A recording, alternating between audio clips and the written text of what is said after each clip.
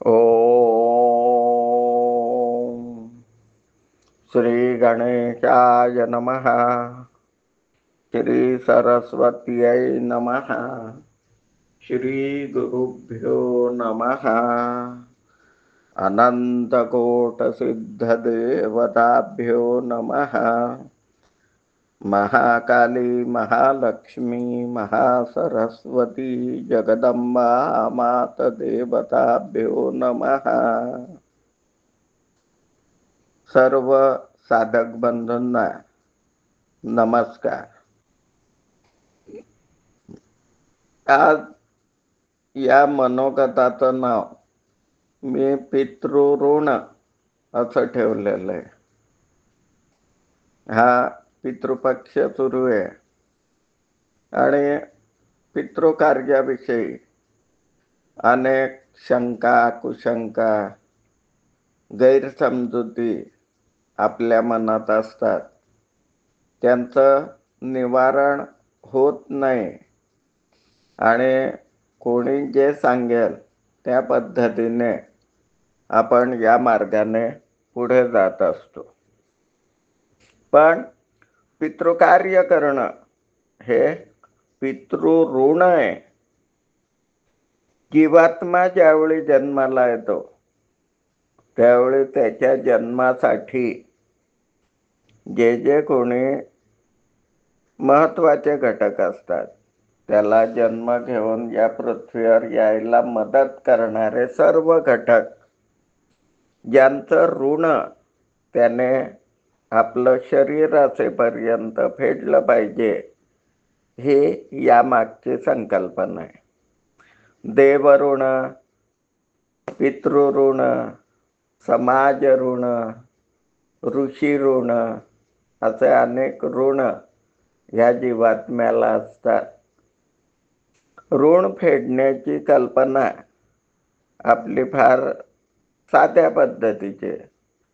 एखाद्याकडून 100 रुपये आपण घेतलेले असतात, ते त्याचे त्याला देऊन टाकले म्हणजे मी ऋणमुक्त होतो, अशा रीतीने ऋण फेडण्याची आपली व्यवहारातील ही समजूत आहे। मग पितृऋण म्हणजे काय आणि ते आपण कसं फेडतो आणि आपलं समाधान करून घेतो की मी ऋणातून मुक्त झालो। या सगळ्या गैरसमजुतींमुळे हे ऋण कमी होत नाही, उलट आपल्या येणाऱ्या पुढच्या पिढ्यांपर्यंत ते वाढत जातं। अनेक पिढ्यांपर्यंत हे ऋण साचत जातं आणि मग त्याचा भयंकर स्फोट होतो, जो सगळ्या घराण्याला भोगावा लागत असतो। मी तर म्हणेन की पत्रिका बघताना असं आढळतं की जवळजवळ 99% लोक आपण म्हणजे मी पण त्यातच आहे, आपण सर्व या पितृऋणात अडकलेले असतो। आपली एक साधी समजूत असते की जे गेलेले त्यांचं श्राद्ध करणं आणि श्राद्ध झालं की मी ऋणातून मुक्त झालो। प्रश्नकुंडलीत किंवा जन्मकुंडलीत विशेषतः राहू या ग्रहाशी संबंधित जे काही प्रकार असतात त्यात पितृऋण हा एक महत्वाचा भाग असतो। कालसर्पयोग हा शब्द आपण ऐकलेला आहे। राहू, काल आणि सर्प यांची पूजा या योगाच्या शांतीसाठी करायची असते। जन्मपत्रिकेत राहू हा पितृऋण दर्शवणारा ग्रह आहे। राहू ज्याच्या पत्रिकेत अनिष्ट असतो, ज्या स्थानात असतो, त्या संबंधित ऋण त्याच्या डोक्यावर आहे आणि ते फेडल्याशिवाय त्याला खरं सुख, खरं समाधान, जीवन जगण्याचा आनंद मिळणार नाही, हे निश्चित असतं। तर आपण पितृऋण म्हणजे काय आणि समाजात त्याविषयी किती गैरसमजुती आहेत हे बघितल्यानंतर सहज असं वाटलं की जे जे आपणासी ठावे ते ते इतरांचे द्यावे, शहाणे करून सोडावे सकळ जन. मला जे जे अनुभव आले त्या आधारावर मी आपणाशी पितृऋणाविषयी बोलणार आहे. शास्त्र खूप मोठं आहे आणि अनेक संदर्भ मी देतो की त्या संदर्भानुसार आपण ते धर्मग्रंथ बघून या प्रश्नाचं सविस्तर उत्तर घेऊ शकतात. माझ्याकडे वेळ कमी असतो, त्यात अगदी प्राथमिक माहिती आणि मला जे जे अनुभवास आलंय ही सगळी माहिती देण्याचा मी प्रयत्न करीत आहे. लक्षात घ्या, मी जे बोलतोय हे सगळं अनुभवलेलं आहे. आपण म्हणतो की कोणत्या गोष्टीवर विश्वास ठेवायचा, त्यात पहिली म्हणजे शास्त्र प्रचिती, दुसरी गुरु प्रचिती आणि तिसरी आत्मप्रचिती. कुठल्याही व्यक्तीने कोणाच्याही बोलण्यावर तोपर्यंत विश्वास ठेवू नये जोवर त्याला स्वतःला त्याचा अनुभव येत नाही. अगदी मी जे बोलतोय हे जरी मी सांगत असलो की शास्त्राधाराने बोलतोय, तरी तुम्ही स्वतः या गोष्टींचे अनुभव घेऊनच मग त्यावर विश्वास ठेवा अशी माझी इच्छा आहे. लक्षात घ्या, शास्त्राने जे सांगितलेलं आहे त्याचा अर्थ लक्षात घेताना आपला गोंधळ होतो आणि ह्या चुकीच्या अर्थ पद्धतीमुळे आपण काहीतरी चुकीच्याच प्रकारांनी जीवन जगत असतो. पण आत्मप्रचिती ज्यावेळी येते, शास्त्रांनी सांगितलेलं, गुरूंनी सांगितलेलं ज्यावेळी तुमच्या जीवनात प्रत्यक्षात उतरते, त्यावेळी तरी त्यांनी सांगितलेल्या गोष्टींचा विचार करा, त्यावर विश्वास ठेवा. अन्यथा आपल्या जीवनातले अडचणीचे प्रसंग म्हणूया, संकट म्हणूया, आपण दूर करू शकणार नाही. संतांचं जे वाङ्मय ते आपल्याला याच पद्धतीचे उपदेश करण्यासाठी आहे. तुकाराम महाराज म्हणतात, आम्ही वैकुंठाचे वासी आलो याच कारणाची. तुकाराम महाराज म्हणतात की वैकुंठाहून देवाने आम्हाला याचसाठी पाठवलंय की पुराणांचे, शास्त्रांचे अर्थ चुकीचे लावले जातात, त्यानुसार आचरण होतं, पण त्या आचरणापासून घडावा तसा परिणाम घडत नाही. आपल्या ते लक्षात येत नाही. आपण कोणावर तरी विश्वास ठेवून जीवनामध्ये कसं वागायचं ठरवतं, पण त्यापूर्वी सारासार विचार करणं, सर्वांगीण विचार करणं आणि जे आपल्याला मिळालेलं ज्ञान आहे त्याचा स्वतः अनुभव घेणं गरजेचं असतं. पितृऋणाच्या संदर्भात अगदी आता श्राद्ध पक्ष घेऊया, त्याही संदर्भात अनेक गैरसमज समाजात पसरलेले असतात. कधी कधी शास्त्रात रूढी बलीयसी, रूढी परंपरेने जे चालत आलंय तेच आपण करतो, मग शास्त्र काहीही असो, हे चुकीचं असतं. शास्त्रांनी दिलेले आज्ञा, धर्माने दिलेले आज्ञा ह्या आपल्या कल्याणासाठी आहेत आणि त्या आज्ञा जर पाळल्या गेल्या नाही तर त्याचे होणारे परिणाम आपल्यालाच भोगायचे असतात. म्हणून कुठल्याही गोष्टीचा गांभीर्याने विचार करा. आता मी ज्या विषयावर बोलतोय हा अत्यंत महत्त्वाचा विषय, म्हणून काळजीपूर्वक ऐका, नीट समजावून घ्या.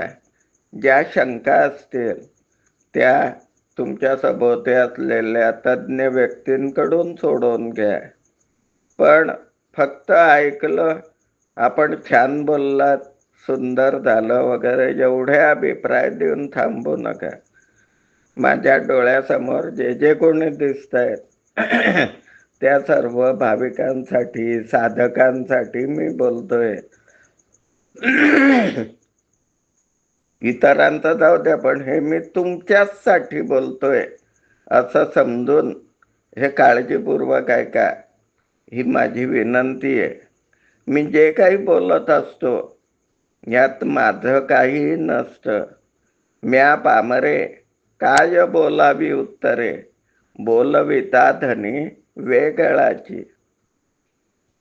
भगवंत सद्गुरु रूपाने अंतःकरणात मनात जे विचार देतो त्या आधाराने मी बोलत असतो. म्हणून हे आपल्या कल्याणासाठी सद्गुरूंना आपल्याला सांगायचंय. माध्यम फक्त मी आहे. आणि हे का बोलतोय मी? अनेक शास्त्र असतात, ते सगळे वाचन करून त्याचा सारांश काढून आणि मग जीवनाची पद्धत ठरवणं यात संपूर्ण जीवन खर्च होऊन जातं. बरेच लोक जन्मभर गीता वाचतात, पण गीतेचा खरा अर्थही कळत नाही आणि अर्थ करून आचरणात आणायची वेळ येत नाही तोपर्यंत वृद्ध होतो. ह्या सगळ्या गोष्टी टाळल्या गेल्या पाहिजेत. आपल्याकडे वाचन करायला वेळ नाहीये. आपापसात चर्चा करताना अशा शास्त्रांवर आधारित चर्चा होत नाही. त्यामुळे आपल्याला काही कळत नाही या क्षेत्रातलं. आपापसात बसून शास्त्र चर्चा झाल्या पाहिजे. ज्यांचं वाचन आहे त्यांच्याकडून हे समजावून घेतलं पाहिजे. पूर्वी प्रत्येक ठिकाणी, विशेषतः श्रावण महिन्यात, जुन्या ग्रंथांचं वाचन होत होतं, त्याच्यावर चर्चा होत होत्या, त्यातून हे ज्ञान आपल्याला मिळत होतं.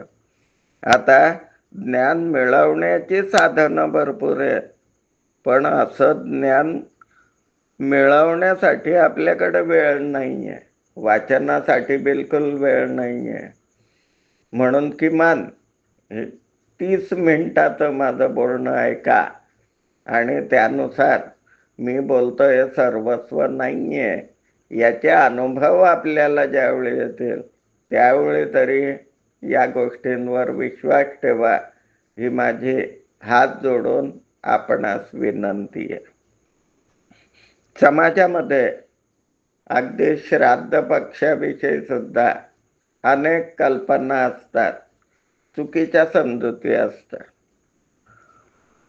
श्राद्ध पक्ष करताना किंवा पितृऋणातून मुक्त होताना श्राद्ध ज्या दिवशी असेल, आता ज्या दिवशी म्हणताना त्यातही आपला गोंधळ असा होतो की आपण एखाद्या व्यक्तीच्या मृत्यूची इंग्रजी तारीख लक्षात ठेवतो आणि मग बरोबर वर्षभराने त्याच तारखेला त्यांचं श्राद्ध, वर्ष श्राद्ध असं आपण समजतो.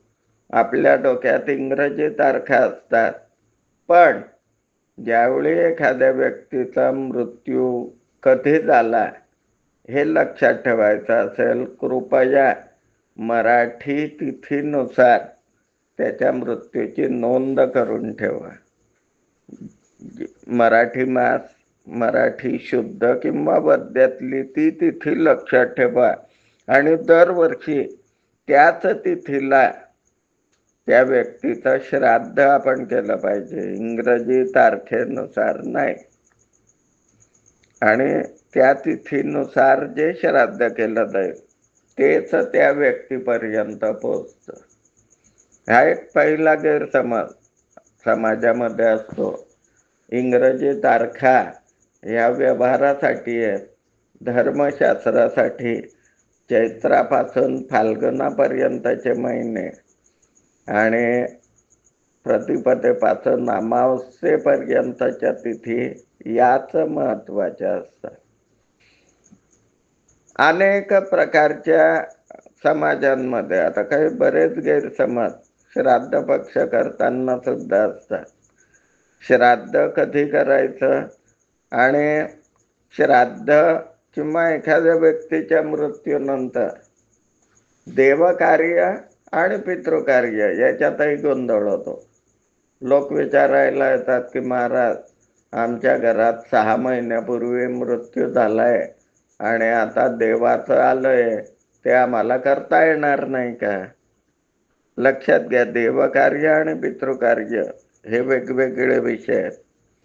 पितृकार्य केलं म्हणजे देवकार्य होत नाही असं नाही. एखाद्या घरात एखाद्या व्यक्तीचा मृत्यू झाला, त्यानंतर लगेच 1.25 महिन्यात किंवा अगदी 16 दिवसानंतर जरी महत्वाचं देवकार्य आलं, नवरात्र असो, रोठ असो, गणपती असो, कुठलंही जे कार्य आपल्याला करायचंय ते निश्चितपणे करा.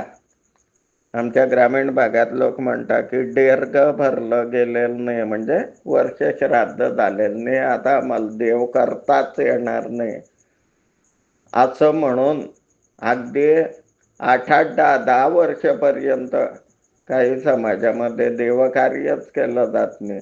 वर्षभरात एखादा तरी व्यक्ती मरण पावतो आणि मग त्याचं वर्ष पूर्ण करेपर्यंत देवाचं करायचंच नाही. हा एक गैरसमज आपल्या मनात असतो. कृपया हा गैरसमज टाळा. देवकार्य वेगळं, पितृकार्य वेगळं. देवकार्य कधी पाडता येत नाही. आणि हे जर आपण केलं तर आपल्या पितृऋणामध्ये वाढ होत असते. देवाला घाबरून आपण जर हे करणार असाल की देव काय म्हणेल, 1 वर्ष झालं नाही कसं काय देवाचं करायचं, हे सगळे गैरसमज आहेत, हे आपण काढून टाका. काही समाजामध्ये असं आढळतं, अलीकडे आढळायला लागलं, पूर्वी हे नव्हतं, की व्यक्ती मेला की त्याचे फोटो काढायला सुरुवात होते. मरणाचे विधी व्हिडिओ कॉलवर दाखवले जातात किंवा श्राद्ध पक्षाचे वगैरे फोटो काढून ते जवळ ठेवले जातात. हे अत्यंत चुकीचं आहे. पितृकार्याचे कुठलेही फोटो किंवा व्हिडिओ कॉल अपेक्षित नाही. अंत्यदर्शन ठीक आहे, अंत्यसमयी त्याचा फोटो काढणं इथपर्यंत ठीक आहे, पण प्रत्येक वेळी व्हिडिओ कॉल करा, बघा याचं श्राद्ध कसं चालू आहे, याचं दहावं कसं करतोय आम्ही, हे चुकीचे प्रकार आहेत. असे प्रकार करू नये. काही समाजात अशी पद्धत निर्माण झाली आहे नवीनच, की मेलेल्या व्यक्तीची आरती करायची. त्याला नेताना सुख करता दुःख हरता युगे 28 वगैरे आरत्या म्हटल्या जातात. हे सुद्धा चुकीचं आहे. आरती कोणाची केली जाते की जो सत्पुरुष आहे, ज्याने समाधी घेतलेली आहे, त्याची आरती केली तर ठीक आहे, पण सामान्य माणसाच्या मृत्यूच्या वेळी अशी आरती करणं हे देखील अत्यंत चुकीचं वाटतं.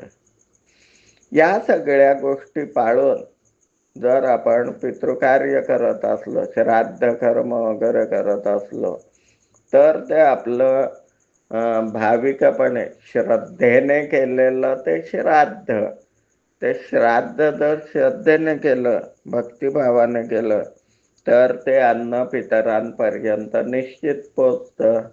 पण आपण अनेक गैरसमजांमध्ये अडकलेलो असतो. महाराजांनी, तुमच्या ब्राह्मणाने जरी सांगितलं तरी शास्त्रावर विश्वास न ठेवता आमच्या घराण्यात असंच करता म्हणून मी तसंच करतो, हा अत्यंत चुकीचा प्रकार आपल्याकडे असतो. पितृऋणातून मुक्त होणं म्हणजे त्याचं श्राद्ध करून टाकणं असा एवढाच भाग नाहीये. ज्या व्यक्तीने जिवंत असताना ज्या ज्या काही गोष्टी केल्या असतील, संकल्प केले असतील आणि त्याची आज्ञा किंवा माहिती आपल्या मुलांना दिली असेल, ह्या सगळ्यांचा पाठपुरावा करून त्या आपल्या वडिलांनी सुचवलेल्या सगळ्या गोष्टी पूर्ण करणं, त्यांच्या पश्चात सुद्धा हे देखील पितृऋणात मोडलं जातं. असे अनेक प्रकार असतात. अगदी एखादा व्यक्ती असतो, त्याच्या घरात भावंडांमध्ये वाटणी हिस्से असतील, तो सांगून जातो की या भावाला एवढा वाटा देऊन टाक. तो व्यक्ती गेला की बाकीचे लोक विसरून जातात. ते म्हणतात कुठे बोलले ते, आमच्या समोर कुठे बोलले, आम्हाला कोणी सांगितलं, आणि तुम्हाला कसे काय सांगतात ते आम्हाला सांगायला आमच्या स्वप्नात यायला पाहिजे, त्यावेळी आम्ही विश्वास ठेवायची उडवाउडवीची उत्तरं दिली जातात.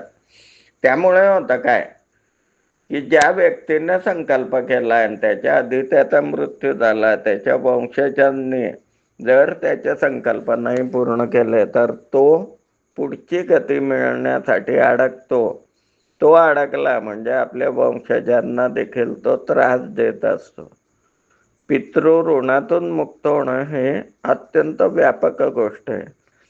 बघा, एखाद्या घरात एखादा व्यक्ती नवस करतो आणि तो नवस त्याच्या काळात फेडला गेला नाही तरी पुढच्या पिढीने ही माहिती घेऊन ते केलेलं नवस वगैरे सगळं फेडलं पाहिजे.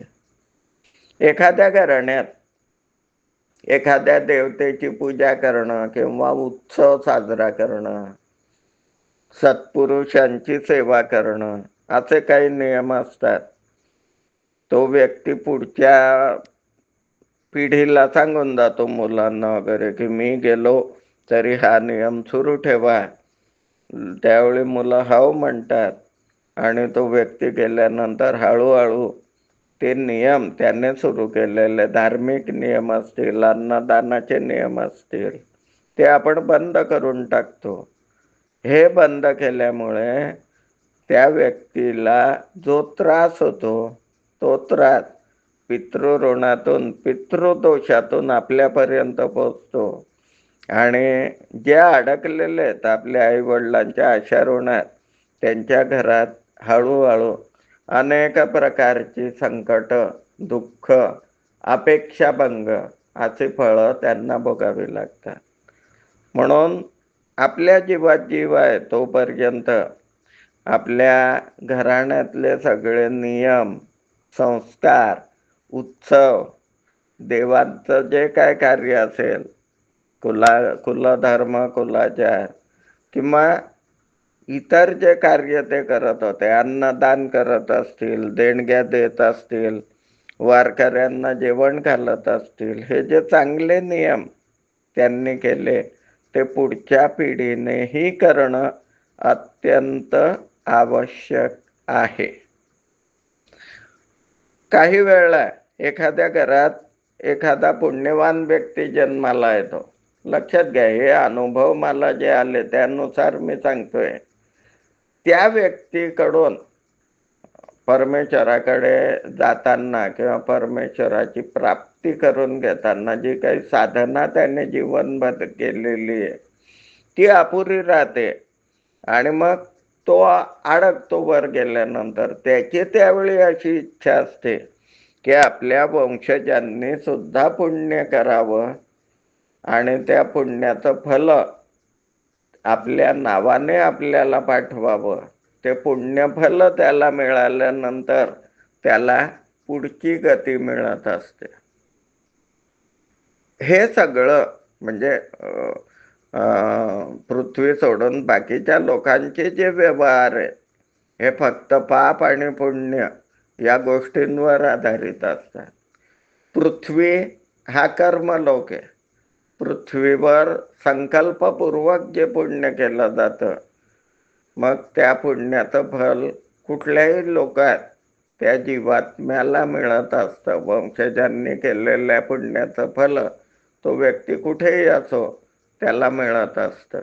आणि पुण्यफल वाढल्यानंतरच त्याला पुढची गती मिळते. आपण थोडक्यात समजून घेऊया की हे विश्व म्हणजे 14 तालांची ही एक इमारत आहे असं समजा.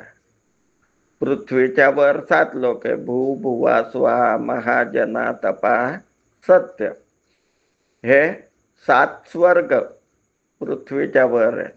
आणि पृथ्वीच्या खाली अतल, वितल, सुतल, तलातल, रसातल, महातल आणि पाताल असे 7 लोक आहे. आपण खालच्या 7 लोकांच्या आणि वरच्या 7 लोकांच्या मध्ये आपली पृथ्वी आहे. या पृथ्वीवर आपण जे कर्म करू त्यानुसार मृत्यूनंतर आपल्याला वरची गती किंवा खालची गती मिळत असते. पाप वाढले तर मग खाली जावं लागतं. पुण्य तसं वाढतं तसं भू नंतर भुवर लोक, या पद्धतीने भू भुवा स्वह स्वर्लोक, महरलोक, जनलोक, तपोलोक आणि मग ब्रह्मप्राप्ती, अशा प्रकारे त्या जीवात्म्याची गती असते. जो पापी असेल, खूप पाप ज्याची झाली आहे, तो मग खाली पाताळांच्या 7 लोकात जातो.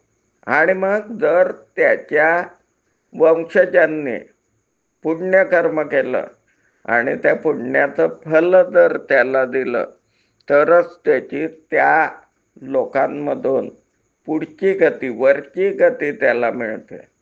आणि ही गती मिळण्यासाठी आपल्या प्रत्येक व्यक्तीची अशी इच्छा असते की आपल्या वंशजांनी पुण्यकर्म करावं आणि त्याचं फल आपल्याला अर्पण करावं. लक्षात घ्या, मोठं विचित्र आहे. एखादा व्यक्ती जिवंत असताना नास्तिक असतो, देवाचं स्वतः काही करत नाही, आपल्या मुलांनाही तशी शिकवण देतो की हे सगळं झूट आहे, खोटं आहे, तुम्ही करू नका. पण मृत्यूनंतर ज्यावेळी यमयातना भोगाव्या लागतात त्यावेळी त्याला वाटतं की मी सांगितलेलं माझ्या वंशजांनी, मुलांनी विसरून जावं, त्यांनी तरी सत्कर्म करावं, म्हणजे त्या सत्कर्माच्या योगाने मला यमयातनातून सुटका होईल, वरचा लोक प्राप्त होईल.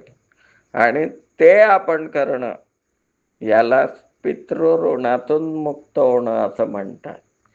म्हणून तुकाराम महाराज म्हणतात, आपुलिया हिता असे जो जागता, धन्य माता पिता तयाचिया, कुळी कन्यापुत्र होती जे सात्विक, तयांचा हरीख वाटो देवा. आपण पितरांना जर मुक्ती दिली नाही तर त्यांच्याकडून होणारे त्रास हे निश्चितपणे सहन करावे लागतात. देव जरी आडवे आले तरी पितृऋणातून, पितरांना काहीतरी दिल्याशिवाय पितृऋणातून मुक्त होता येत नाही. म्हणून मी देवाचं करतो, मला देव प्रसन्न आहे, मला पितर काय करून घेतील असं चालत नाही. पितृऋणात देव सुद्धा आडवे येत नाही. तुम्ही गुरुचरित्रात बघा, अशा अनेक कथा आहेत की सद्गुरू शेवटी मध्यस्थी करतात आणि त्या ऋणातून मुक्त करतात. त्यानंतर त्या व्यक्तीला शुभ फल मिळत असतात. पण देव सुद्धा पितृंना हाकलून त्या व्यक्तीला काही न देता मुक्त करू शकत नाही. एवढं हे ऋण महत्वाचं आहे. का होतं हे ऋण? ज्या माता पित्याने ह्या जीवात्म्याला भटकत असताना मानवी शरीर हे मुक्तीचं द्वार म्हटलं जातं, हे मानवी शरीर तुम्हाला मिळावं म्हणून ज्या मात्या पित्याने कष्ट घेतले, आईने गर्भवास सोसला, 9 महिने पोटात वाढवलं, हे जे ऋण आहे तिचं माता पित्यांचं, हे यातून उतराई होणं कधीही शक्य नसतं. न ऋण जन्म देचे फिटे. जन्मदात्री माता असेल, पिता असतील की जे आपल्या सांभाळ करतात, आपल्याला शिकवतात आणि आपल्याला गले लठ्ठ पगाराची नोकरी मिळा इतकं आपलं संरक्षण करतात, त्या बदल्यात आपण त्यांना काय देतो? एक पितर जेव घातला किंवा कधीतरी नारायण नागबली करून आलो म्हणजे आपण सुटलो, आता आपल्या जीवनात सुखचैन भोगायला मोकळे, अशी जी आपली समजूत असते. त्यामुळे आपण आपल्यावरची संकट वाढवून घेत असतो. म्हणून पितृऋणाचा अत्यंत बारकाईने विचार जो मुलगा करतो, अशाच लोकांच्या जन्मानंतर स्वर्गात गेलेल्या माता पित्यांनाही आनंद होतो. कुळी कन्यापुत्र होती जे सात्विक, तयाचा हरीख वाटो देवा. हे एवढ्याचसाठी म्हटलं जातं. या विषयात पुढे आपण मृत्यू म्हणजे काय, त्यानंतर देहाची रचना, हे सगळं समजावून घेणार आहोत. ही फक्त प्रस्तावना आहे असं समजा. मला वेळेच्या अभावाने थांबावं लागतंय. ओ